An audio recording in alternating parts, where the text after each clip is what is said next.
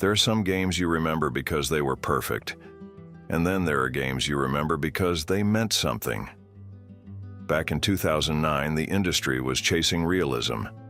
Bigger budgets, safer formulas, franchises built to sell millions. But in the middle of all that, one studio decided to build a game around something completely different. Not a trend, not a mechanic, not a franchise, a feeling. Brütal Legend wasn't just inspired by heavy metal. It was built from it. From the album covers, from the mythology, from the attitude that music could create entire worlds in your imagination. For some players, it was confusing. For others, it was unforgettable. But for those who connected with it, Brütal Legend wasn't just a game. It felt like someone finally turned the music in your headphones into a place you could actually walk through. And years later, it's still one of the most ambitious passion projects gaming has ever seen. So today, we're going back to 2009 to look at how this strange, bold, misunderstood game came to exist and why it still matters. This is Brütal Legend. Brütal Legend began as an obsession. Creative director Tim Schafer grew up fascinated by heavy metal culture, especially album artwork from the 70s and 80s. Artists like Frank Frazetta created imagery filled with apocalyptic battles, mythological creatures, and heroic fantasy landscapes. But Schafer always believed those visuals promised something deeper. He wanted players to step inside that world. Not parody metal, not mock it, celebrate it. That vision became the foundation of Brütal Legend, a universe where metal music wasn't just entertainment, it was mythology.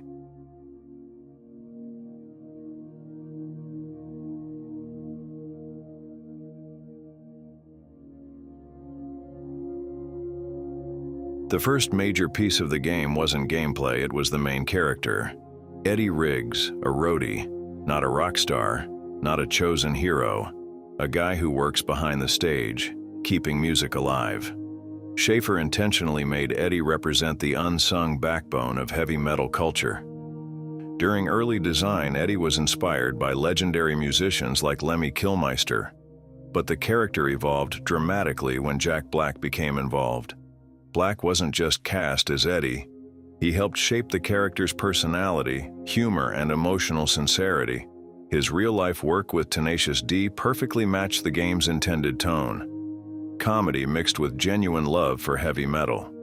Jack Black would eventually record thousands of dialogue lines and provide full motion capture performance, becoming the emotional anchor of the entire project. Development officially began around 2004 to 2005 following Double Fine's work on Psychonauts. The design philosophy was unconventional.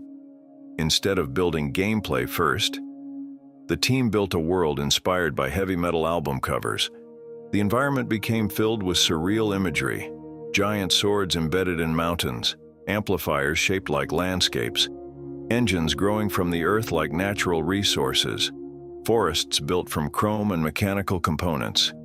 The art team intentionally rejected realistic color palettes. They wanted bold, theatrical colors that mirrored heavy metal stage performances.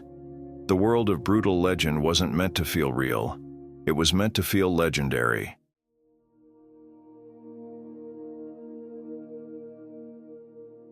From the beginning, Brütal Legend was designed as a hybrid experience, part action-adventure, part open-world exploration, part real-time strategy.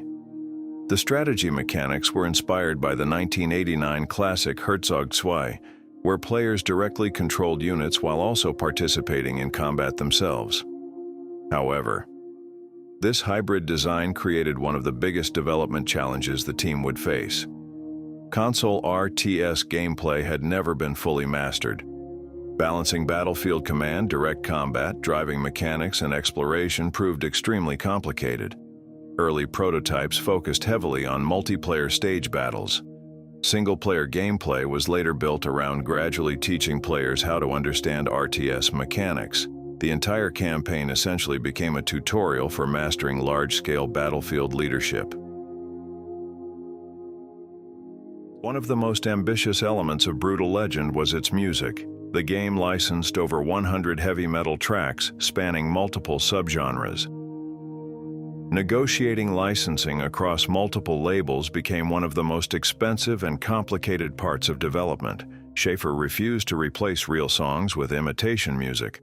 Authenticity was non-negotiable. The soundtrack became a playable history lesson of heavy metal itself, and its impact was measurable. Some songs featured in the game experienced massive sales increases after release, including Black Sabbath tracks seeing spikes of over 700%.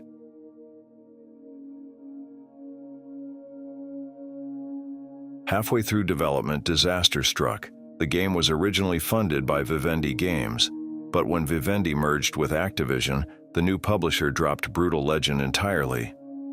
Double Fine reportedly learned they were abandoned through a press release. Electronic Arts eventually stepped in to publish the game, but Activision filed a lawsuit attempting to block the release.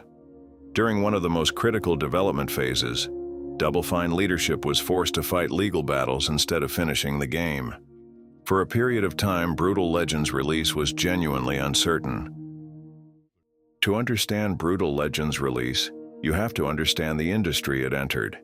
In 2009, gaming was shifting toward blockbuster franchises and familiar formulas. Titles like Call of Duty Modern Warfare 2, Assassin's Creed 2, and Uncharted 2 dominated the market. Publishers were prioritizing predictable action gameplay and multiplayer shooters. Experimental hybrid genre games were considered commercial risks. Console RTS games were especially viewed as difficult to market. Even Brütal Legend's own publishers reportedly warned that RTS was a naughty word in console marketing, so the game was promoted primarily as an action-adventure experience, not a strategy game. This marketing decision would permanently shape its reception. When Brütal Legend launched in October 2009, expectations were extremely high. The opening hours matched marketing perfectly. Action combat, driving mechanics, heavy metal spectacle. But as players progressed, the game transformed into a strategy-focused battlefield experience. For many players, this shift felt unexpected. Some embraced it, others felt confused or misled. Critics praised the writing, world-building, voice acting, and soundtrack. But gameplay reviews became divided. Many praised its ambition, many criticized its mechanical complexity.